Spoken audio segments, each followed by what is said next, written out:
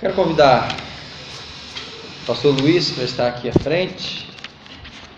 O pastor Luiz, a igreja já o conhece, pelo menos a grande parte da igreja. O pastor Luiz é missionário da Junta de Missões Nacionais, trabalhando com capelania prisional batista. Ele é o culpado da igreja estar envolvida com os presídios. Se não fosse o pastor Luiz, a igreja no Morumbi não estaria envolvida com trabalho nos presídios. Mas nós agradecemos a Deus, porque Deus tem usado a vida do Luiz, não só para promover, apoiar, mas também para coordenar no Brasil inteiro o trabalho com presídios. Vamos orar, queridos?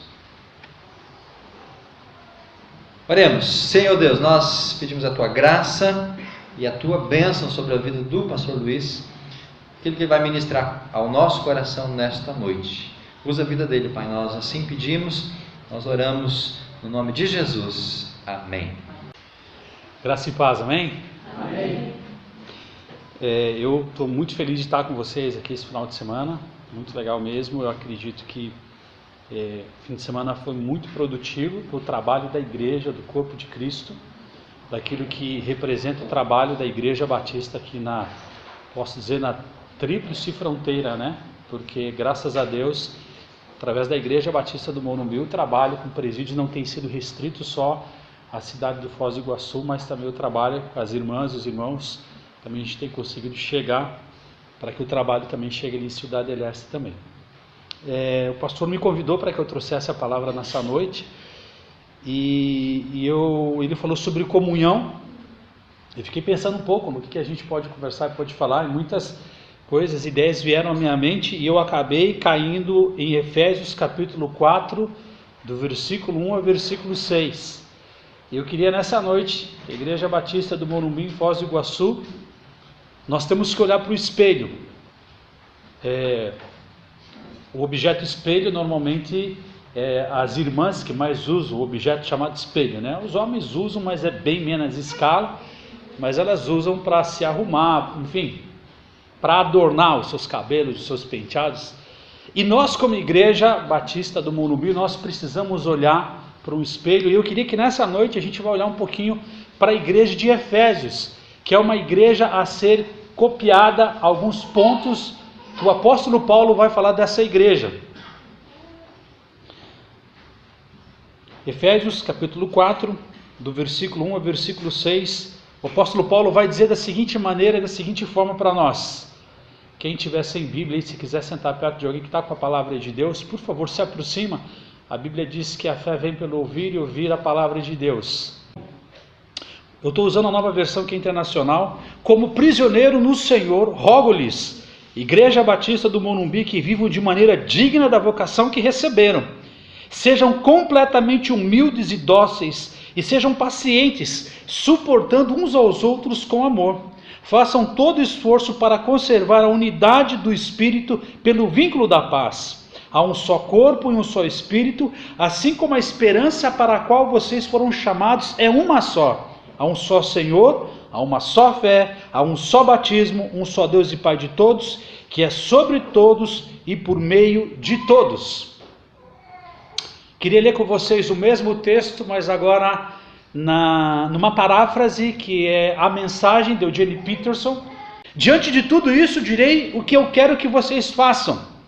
Enquanto estou preso aqui pelo simples fato de servir o Senhor, quero que saiam e caminhem, ou melhor, que corram pelo caminho que Deus ordenou que seguissem.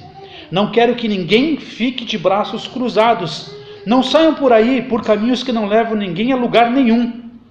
Cuidem também para agir com humildade e disciplina, sem desanimar, sempre constantes, dedicando-se uns aos outros com amor, considerando as diferenças entre vocês, sempre resolvendo logo todo e qualquer desentendimento.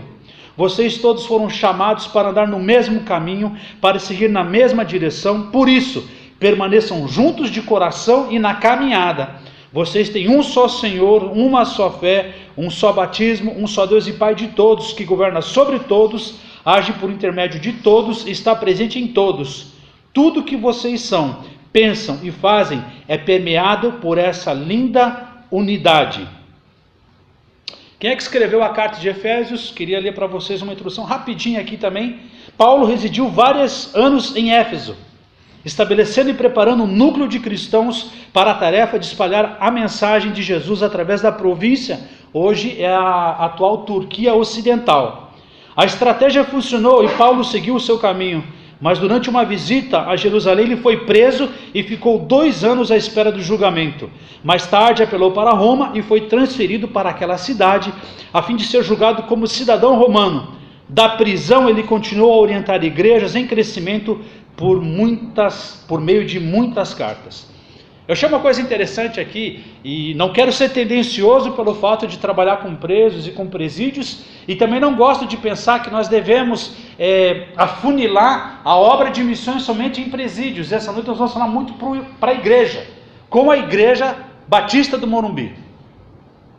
Eu não considero e não tenho motivos para considerar a Igreja Batista do Morumbi uma igreja pequena comparado com a minha igreja. Na minha igreja nós temos lá um hall de 3.000 membros. O que faz uma igreja grande é se ela é 100% participativa da visão que Deus deu para o seu pastor, para ela caminhar naquele sentido e naquela visão. Não precisa levantar a mão. Eu queria fazer uma pergunta para todos nós que estamos aqui essa noite. Todos nós que estamos aqui somos dizimistas fiéis?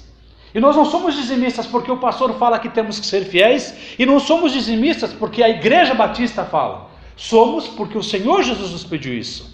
Acabamos de participar da ceia do Senhor, não porque o pastor Elias falou, venha o domingo que vem porque é a ceia. Mas eu estou aqui por causa do Senhor Jesus. 1 Coríntios 11, acho que o versículo 29, se eu não me engano, ali o 30, diz, eu devo fazer uma análise própria, eu mesmo fazer essa análise e participar da ceia. Isso é uma coisa pessoal minha. Quem me salvou e quem salvou você não foi a Igreja Batista, não foi o pastor. Quem te salvou foi Jesus. Portanto, o que é que motiva você estar hoje à noite aqui na igreja? O que te motiva? Será que o programa do Faustão não estava legal? Ou será que não tinha um outro compromisso mais importante? O pastor acabou de ler um texto muito rico e muito denso, tal como um pântano que é muito denso e muito rico, o texto de Atos. Tinham tudo em comum. Uns aos outros, é constante na literatura paulina, uns aos outros. E Paulo usa isso aqui. E esse texto que Paulo está escrevendo para a igreja que está em Efésios, e eu queria trazer hoje essa carta, não para Efésios, mas para a Igreja Batista, aqui no Morumbi, ele estava preso. É uma coisa muito interessante aqui. Paulo não se deixou, não permitiu o ambiente imediato da qual ele estava vivendo. Pastor Elias tem as irmãs que frequentam e visitam os presídios, nós sabemos que é um ambiente não muito bom para se viver. Não é um ambiente onde nós esperamos receber coisas boas. E assim, fica um pouco mais pessoal e talvez eu entenda um pouco mais quando eu entendo que Paulo estava preso quando escreveu essa carta. Como é que um preso pode mandar recomendações para uma igreja que está livre? Então sabe o que eu entendo? Que o que torna uma pessoa presa não são grades. E o que torna uma pessoa livre não é o direito dela ir e vir.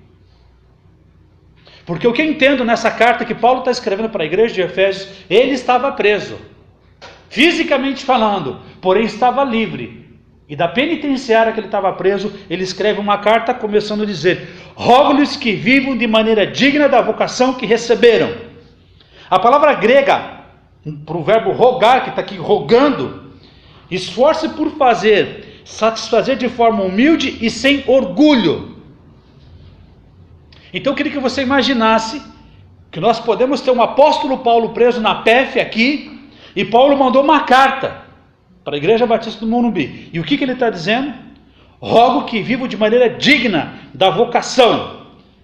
Digno no grego é de forma apropriada. Nós nos conhecemos uns aos outros? Ou esse conhecimento da vida de cada pessoa que está aqui, de cada irmã que está aqui, de cada irmão que está aqui, o pastor Elias, eu acredito que como pastor que ele conhece. Mas a minha pergunta é, será que nós temos colocado e jogado isso tudo nas costas do pastor Elias? Será que talvez a falta de crescimento da Igreja Batista do Morumbi, talvez não seja porque está faltando uns aos outros? Será que esse esforço que Paulo está rogando para a Igreja Batista do Morumbi não está faltando? Será que a gente coloca muito peso, digamos, sobre a equipe do louvor que está fazendo aqui, e a gente exige e pede um comprometimento daqueles que louvam, que buscam a Deus, daqueles que pregam a palavra de Deus? Se eu estiver fazendo isso, a minha motivação está errada. Não foi a equipe de louvor que morreu na cruz do Calvário pela minha vida. Não foi por causa do pastor que eu participei agora da ceia do Senhor. Quando vocês comem e bebem, vocês fazem isso lembrando da morte e ressurreição do Senhor até que Ele venha. Está lá em 1 Coríntios 11. E voltando para o texto aqui, o apóstolo Paulo está pedindo, gente, façam isso. Atos 4,32, que foi o texto que o pastor citou também aqui, da multidão dos que creram, era uma mente e um coração. Ninguém considerava unicamente suas coisas de forma individual, aquilo que possuíssem, mas compartilhavam tudo o que tinham. Nós vivemos dessa forma e dessa maneira aqui na Igreja Batista do Morumbi? É dessa forma que eu vivo? É dessa forma que você vive? Existe essa comunhão entre nós como Igreja Batista? Existe esse esforço? Às vezes nós pensamos assim, eu quero esperar melhorar a minha situação para que eu possa fazer alguma coisa. Será que a gente teria que viver preso para encontrar a liberdade? É engraçado, o Evangelho é sempre cheio de paradoxos. Sempre cheio de paradoxos. Quanto mais você come da palavra de Deus, quanto mais você bebe dele, mais fome e mais sede você tem. Você nunca fica saciado, mas não passa fome, e sempre quer mais. O que nós estamos esperando para que de fato Deus nos use como Igreja Batista aqui no Morumbi? O que nos torna cristãos verdadeiros? Duas coisas para mim são muito claras dentro da palavra de Deus que nos tornam cristãos verdadeiros. Cristãos verdadeiros leem a palavra constantemente, buscam constantemente. Davi vai dizer no Salmo 19, a lei do Senhor é perfeita e refrigera a alma, o testemunho do Senhor é fiel e dá sabedoria aos simples. Você é uma pessoa que tem lido a palavra de Deus constantemente de forma diária? Não precisa levantar a mão, mas eu não sei quanto tempo você é membro nessa igreja, mas eu queria perguntar uma coisa para você. Você tem discípulos? Você discipula pessoas? Pessoas seguem Jesus por tua causa? Essa não é somente uma atividade nova que deve ser atribuída somente ao pastor, também a ele. Mas a pergunta que eu faço para você nessa igreja, essa noite igreja, é: você tem discípulos na pessoa de Jesus? Aqui não adianta a gente usar a idade como desculpa. Nem tão jovens e nem tão jovens há mais tempo. Maria, quando foi escolhida por Deus para gerar Jesus, tinha aproximadamente uns 14 anos de idade. Sabe o que contava no caso de Maria? O compromisso que ela tinha com Deus. E se a gente for falar de idade, talvez eu não possa ter discípulos pela minha idade avançada, aí nós teremos que excluir Abraão e Sara da Bíblia. A gente não pode ler sobre eles. Porque com 99 anos, o plano de Deus, a obra de Deus estava se cumprindo através da vida deles.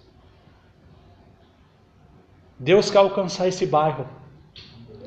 Eu não tenho dúvida disso.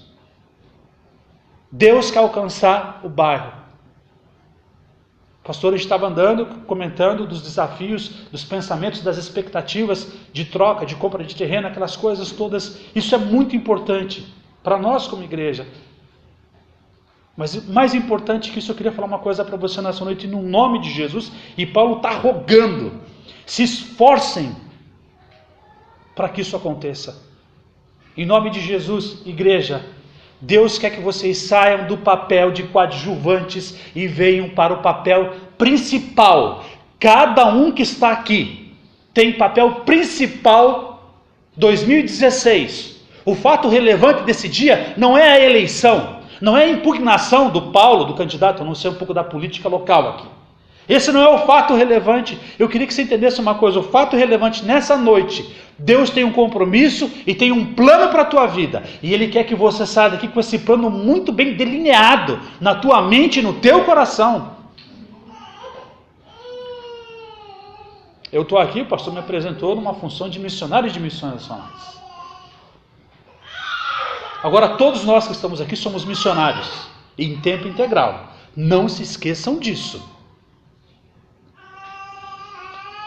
Quando nós nos apresentarmos diante do Senhor, e o Senhor perguntar, o que é que você fez com o dom, com o talento, com o espírito que eu coloquei dentro de você? Você não vai poder dizer assim, mas o pastor Elias não me ajudou. Mas o louvor daquele domingo não era muito bom. Deus colocou o Espírito Santo dele dentro de você. E é um prazer servir ao Senhor. Eu digo para vocês, eu não sei de novo se vocês têm ou não têm discípulos na pessoa do Senhor Jesus, mas se não tem, você está estéril.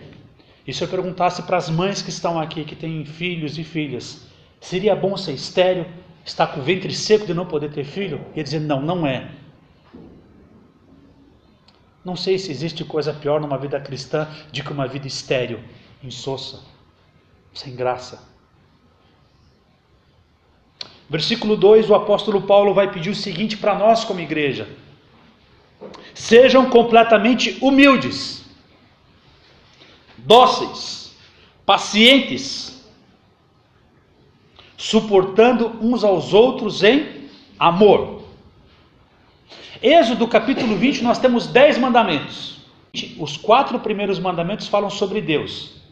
E os últimos 6 mandamentos de Êxodo 20 falam do amor ao próximo. Jesus vai trazer essa equação para nós em 2 mandamentos. Ouve, ó Igreja Batista do Morumbi, o Senhor teu Deus é o único Deus. E um segundo grande mandamento, não menor do que esse: ama o teu próximo como você ama você mesmo. E o apóstolo Paulo, no livro de Romanos, vai reduzir toda a lei em um único mandamento: amar o próximo. Paulo reduz tudo: amar o próximo. João, na sua primeira epístola, vai apertar mais a porca. Ele vai dizer o seguinte: mentiroso, como é que você pode dizer que você acredita em Deus que você não vê, e amar a Deus que você não enxerga e não vê, e você não consegue amar a pessoa que está sentada do lado dessa cadeira? É João que está falando. Completamente humildes e dóceis. A palavra grega aqui, nessa questão de completa humildade, eu achei muito próprio a definição aqui no grego quando diz completamente humildes, é senso profundo de insignificância. Senso profundo de insignificância. E a tradução da palavra dóceis que eu estou usando aqui, que algumas traduções usam a palavra longanimidade, lentidão em punir pecados. O que Paulo está pedindo para nós como Igreja Batista do Morumbi nessa noite? Tenham um senso profundo de insignificância. Sejam lentos em punir os pecados. Isso é longanimidade, quer dizer o texto. Suportar é carregar. E a palavra amor que está sendo usada aqui, a gente conhece um pouco a questão do grego. Tem a palavra eros, que vem a palavra erótico, que é a palavra amor também usada no grego. Temos a palavra delfos, que vem de Filadélfia, que vem de amigos. Porém a palavra usada aqui é ágape. Esse é um amor que não pode ser negociado. Não é um amor que eu peço para que a Anne faça uma coisa, e se ela fizer isso, então eu vou retribuí-la.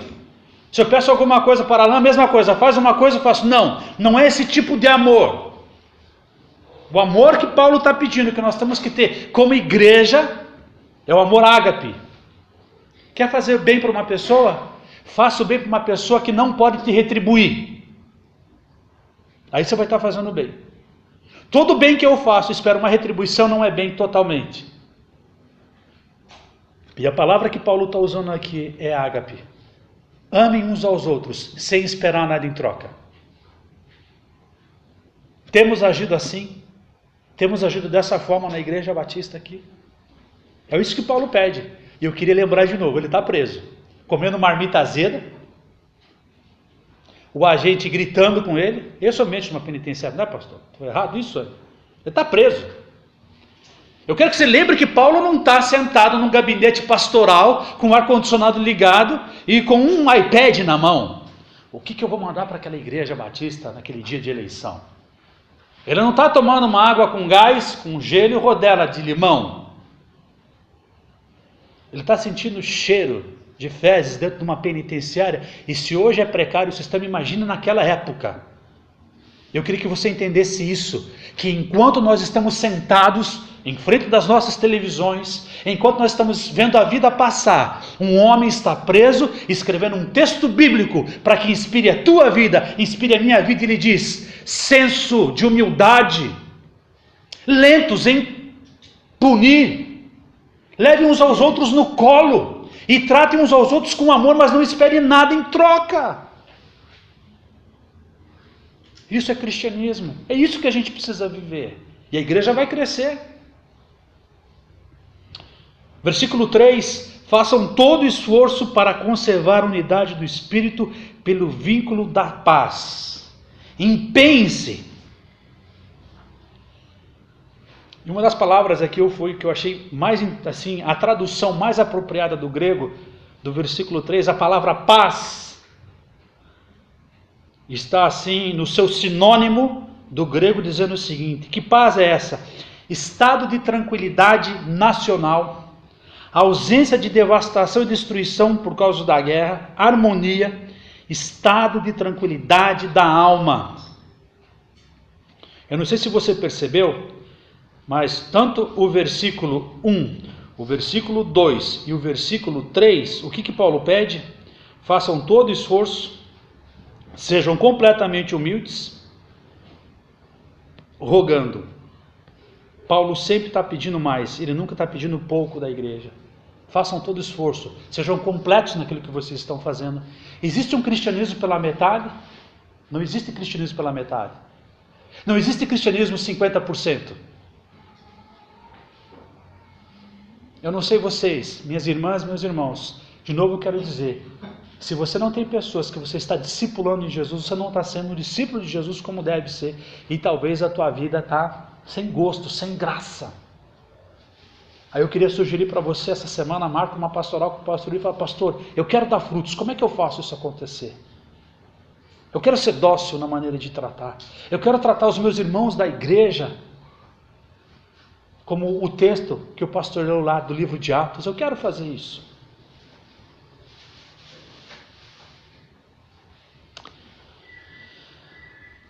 Na reconstrução do altar, lá em Esdras 3, não precisa abrir, eu vou ler para vocês aqui bem rapidinho, fica aí mesmo em Efésios, vai dizer o seguinte: quando chegou o 7º mês e os israelitas já estavam em suas cidades, o povo se reuniu como um só homem em Jerusalém, para a reconstrução do templo. Nós temos o objetivo como igreja, quero voltar de novo, que o pastor estava comentando, de que a gente, quem sabe, possa vender um terreno aqui, ou outro terreno ali, e a gente poder comprar uma propriedade maior aqui no bairro. Você está envolvido nisso? O povo estava aqui, ó, de novo, Esdras 3:1, quando chegou o 7º mês e os israelitas já estavam em suas cidades, o povo se reuniu como um só homem em Jerusalém.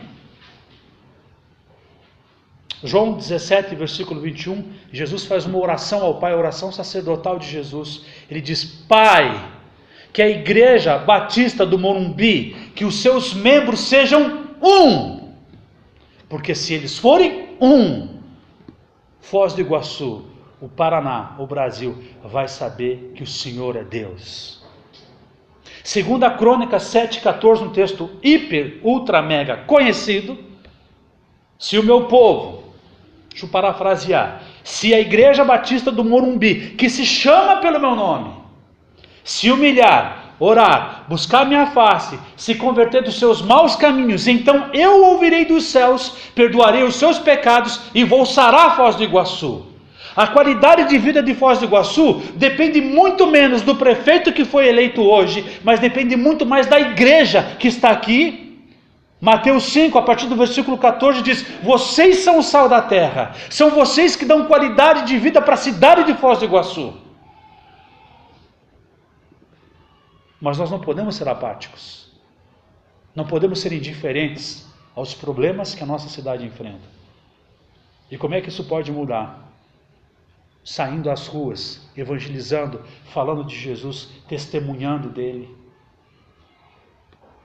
Salmo 20, versículo 7, Davi vai dizer que alguns confiam em carros, outros em cavalos. Porém nós faremos menção do nome do Senhor nosso Deus. É Ele. Ele é o nosso Deus. Ele é tudo para nós. Eu fico feliz quando a gente conhece uma pessoa e Deus começa a mudar, trabalhar na vida daquela pessoa. Não sei quanto a vocês, se você tem sido testemunha dessa metamorfose, dessa metanoia na vida das pessoas. E talvez você não está provando disso. Se alguém te vendeu um evangelho onde não culmina em discipular pessoas, aqui é complicado falar isso, lá em Curitiba fica mais fácil, mas o evangelho do Paraguai, mas com todo respeito aos nossos irmãos. Mas aqui está muito perto da fronteira, então isso é uma piada, uma brincadeira. Pastor Carlos Gonzalez, se me ver, me pega, né? Nosso irmão e amigo, mas, como é que eu falo? Mas não é o evangelho verdadeiro. Se alguém disse para você que cristianismo é vir no templo, assistir culto e ir embora, não te contou toda a história, e você não está bebendo da fonte da água da vida. O pastor Elias comentou agora há pouco, antes da ceia, onde há unidade, Deus ordena a bênção dele sobre a unidade.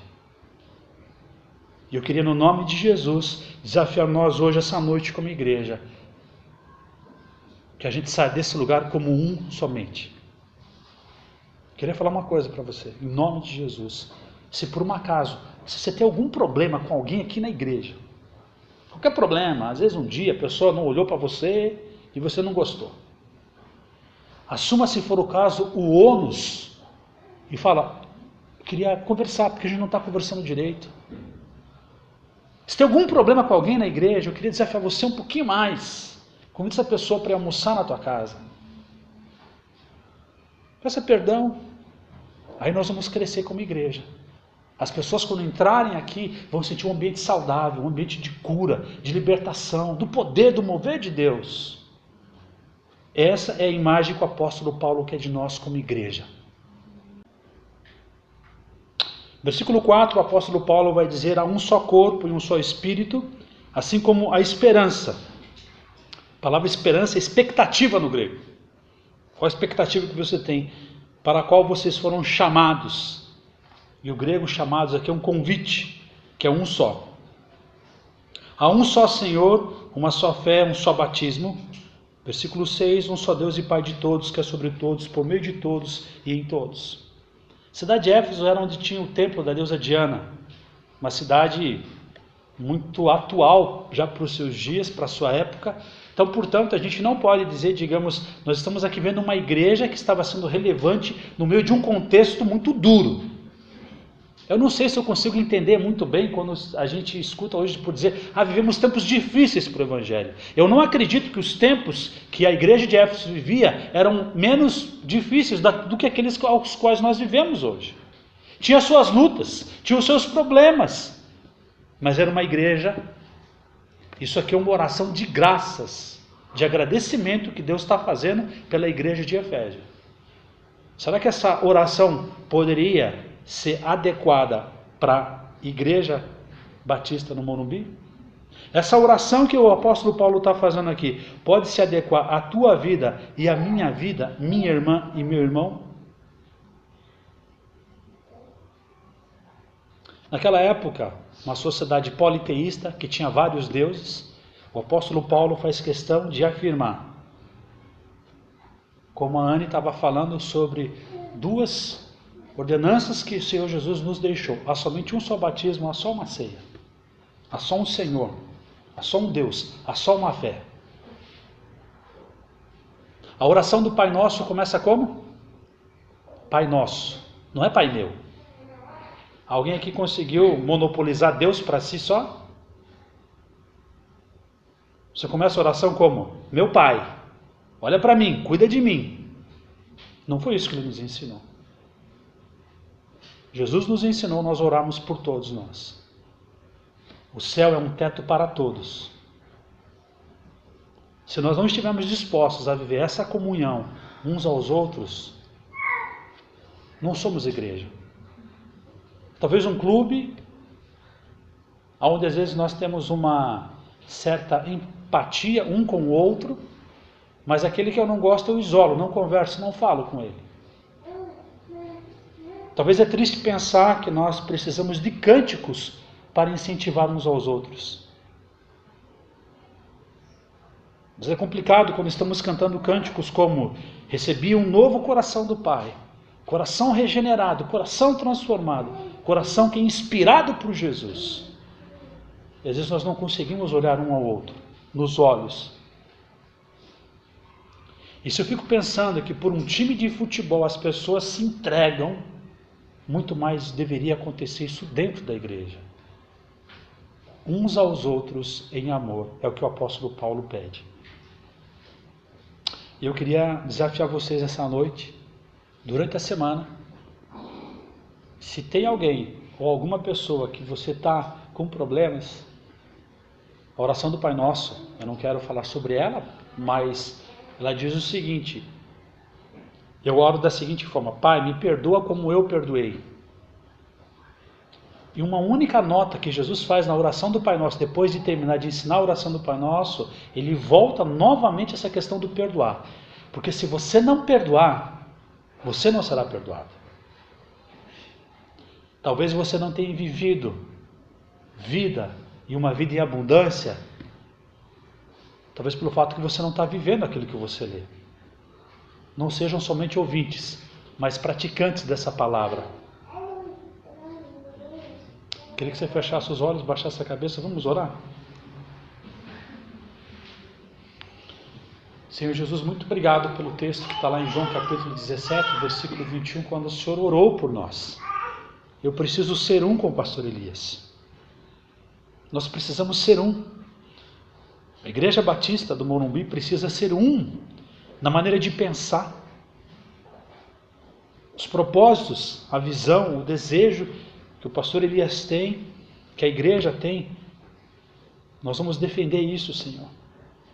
Se for necessário com a nossa própria vida, porque unidade é o propósito do Senhor Jesus. Nós queremos que nossa igreja cresça. Nós queremos ser uma igreja saudável, para que casais que entrem aqui sejam curados, sejam libertos, para que pessoas com seus problemas sexuais, sexualidade, homossexuais, lésbicas, entrem aqui e sejam libertas. Senhor, eu me sinto desafiado ao saber que um homem escreve uma carta tão linda, tão inspiradora de dentro de um presídio. E eu estou aqui fora. Eu me sinto envergonhado de receber uma carta dessa. Me sinto deslocado, me sinto pego em flagrante de ociosidade, quando me deparo com as tuas palavras. Quero te agradecer porque, embora seja pego em flagrante delito, mesmo assim teu Espírito vem e me anima. E é uma palavra que não vem para me condenar, mas vem para me animar, para me inspirar. E para dizer que o Senhor conta comigo, que o Senhor espera de mim. Há uma expectativa no teu coração. Como diz o texto de Efésios 3, versículo 20, aquele que é capaz de fazer infinitamente mais do que tudo do que eu peço, do que tudo do que eu penso, de acordo com o seu poder que atua na minha vida. Eu quero que esse poder atue na minha vida no nome de Jesus. Nós só vamos poder fazer que o evangelismo em presídios, que o evangelismo na sociedade de Foz do Iguaçu, no bairro onde nós moramos, ele vai ser mais efetivo se nós formos um aqui dentro. Não podemos sair divididos, não podemos ser em guetos, mas temos que ser um. Cristo, tu és o nosso cabeça. Traz, Senhor, união, a unidade nesse lugar, nessa igreja. Em nome de Jesus nós oramos e pedimos que o Espírito Santo trabalhe no nosso coração aquilo que tem que ser trabalhado. Em nome de Jesus nós oramos e agradecemos, Deus. Amém, Senhor. Amém, Jesus.